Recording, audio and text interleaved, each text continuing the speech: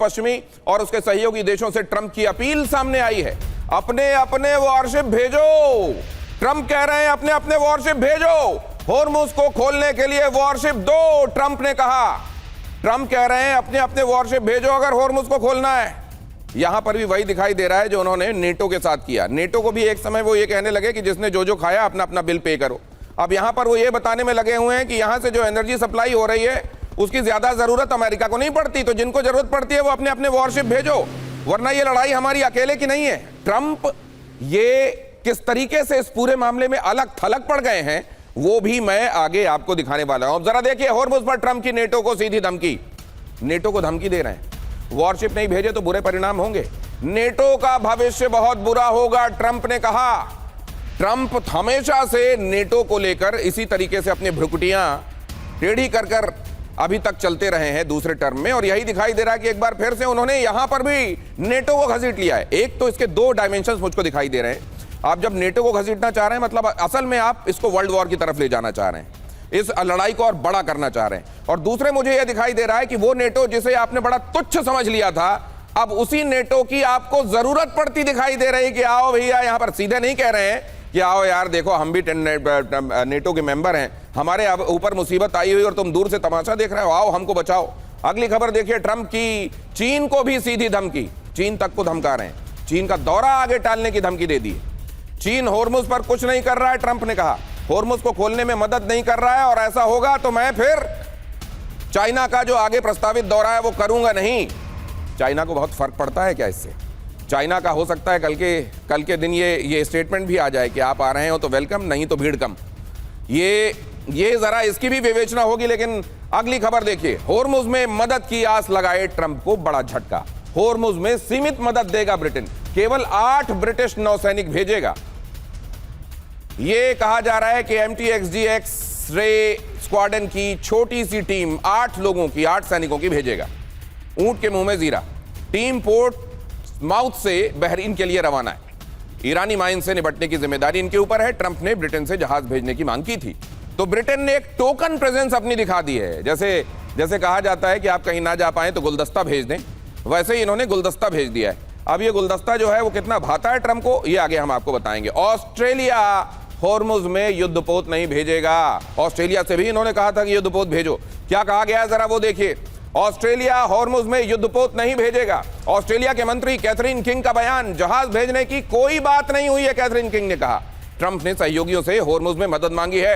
Trump की मांग है युद्धपोत तैनात करें सहयोगी।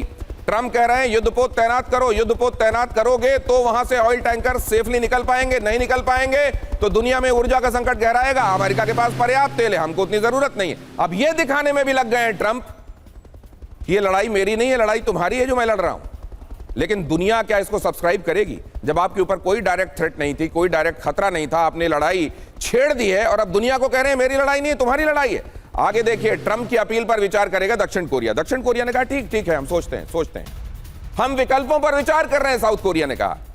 फैसला लेने से पहले यूनाइटेड स्टेट्स से बातचीत करेंगे, साउथ कोरिया ने कहा। ट्रंप ने होर्मुज में जहाज भेजने की मांग की है। अब जरा बहुत जल्दी ये देख लीजिए ट्रंप की कैसे सांस फूलती नजर आ रही है और कैसे ये नया अफगानिस्तान ट्रंप के लिए बनता दिखाई दे रहा है।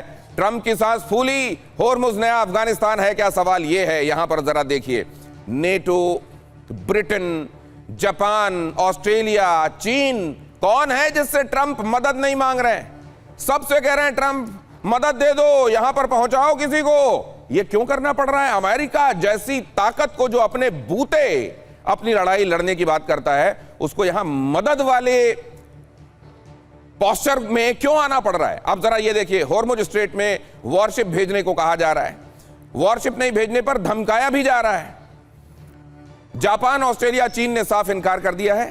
ट्रंप ने कुछ दिन पहले जीत तक का दावा किया था, मैंने आपको स्टेटमेंट्स में दिखाया। ट्रंप ने कहा था ईरान के महत्वपूर्ण ठिकाने खत्म कर दिए, 100 से ज्यादा ठिकानों को हमने नेस्तो नाबूद कर दिया है। ट्रंप ने ब्रिटेन से कहा था वॉरशिप मत भेजो, हम तो वॉर वैसे ही जीत गए। अब सवाल यह है कि जीत का दावा करने वाले यूनाइटेड स्टेट्स को वॉरशिप की आवश्यकता क्यों पड़ रही है? ईरान से परेशान अमेरिका पर से क्या दुनिया का भरोसा उठ गया है? और सवाल यह भी कि दूसरों को आदेश देने वाला अमेरिका खुद ही अलग थलग पड़ गया है क्या? यहां दिखाई क्या दे रहा है जनरल सिवाच, ये क्या चल रहा है? और ट्रंप असल में दिखाना यह चाह रहे हैं जैसे कोई एक है कि अरे जरा एक काम करना, 100 रुपए उधार देना, लेकिन उसका जो टोनैलिटी होगी वो आदेशात्मक होगी, वो ऐसी नहीं होगी जैसे किसी से निवेदन कर रहा हो। क्या यहां वही चल रहा है? हाँ बिल्कुल। देखो दिनेश, सच्चाई यह है कि कहीं ना कहीं अमेरिका दलदल में फंस गया है। उसने अंडर एस्टिमेट किया था इसकी कैपेबिलिटी और स्ट्रेंथ ईरान की।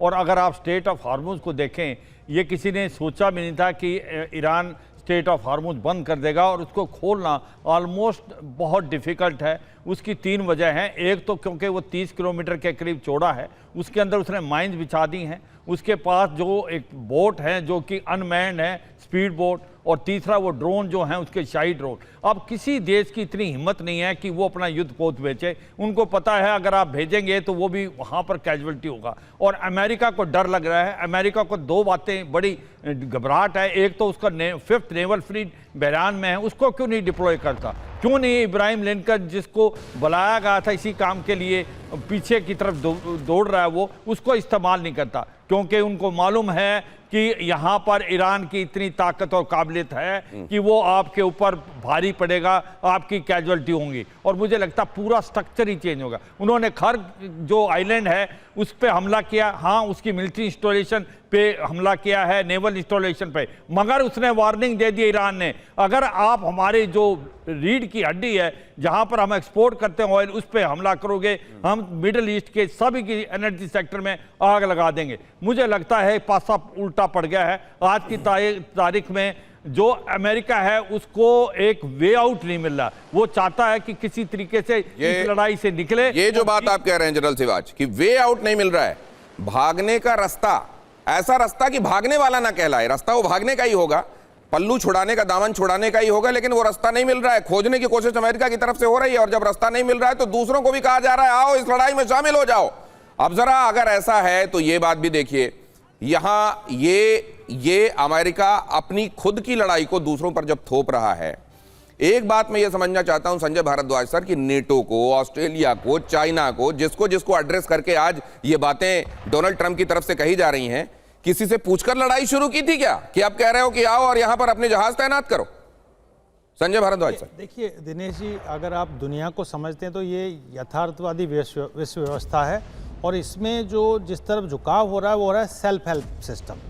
तो अमेरिका, ये सब यूरोपियन कंट्रीज़ बहुत बेहतर जानते थे जब यूक्रेन के मामले में रशिया के साथ जो अमेरिका और ट्रंप नेगोशिएशन कर रहा था, तो ये बात पक्का था कि दोनों जेब में लड्डू अमेरिका अपने रखना चाहता था और यूरोप को कंप्रोमाइज़ करने के लिए मजबूर कर रहा था। यूरोप बेहतर समझता है कि अमेरिका क्या चाहता है। वो अमेरिका एनर्जी मार्केट पे मोनोपोली चाहता है, वो पूरा अपना डॉलर को मजबूत करना चाहता है और एक आर्म्स मार्केट क्रिएट करना चाहता है। वो पूरा यूरोप जानता है। तो यहाँ पर अमेरिका पकड़ में आ गया है, क्योंकि उन्होंने जिस तरीके की जंग छेड़ी है, और जो अमेरिका फर्स्ट था वो मुझे लगता है इजराइल फर्स्ट हो गया है, और उसमें ईरान की दलदल में वो फंसता हुआ नज़र आ रहा है। देखो ईरान इस बात को समझता है कि अमेरिका को ड्रैग किया था कि अब चीन के पास जाना, मान के चलिए कि चीन तो एक तरीके से एक सपोर्ट कर ही रहा था कभी से ईरान को एक बाइपोलर गल्फ सिस्टम की बात कर रहा था, ईरान को एक इस्लामिक लीडर के रूप में प्रोजेक्ट करने का कोशिश कर रहा था, सऊदी अरबिया और ईरान के बीच में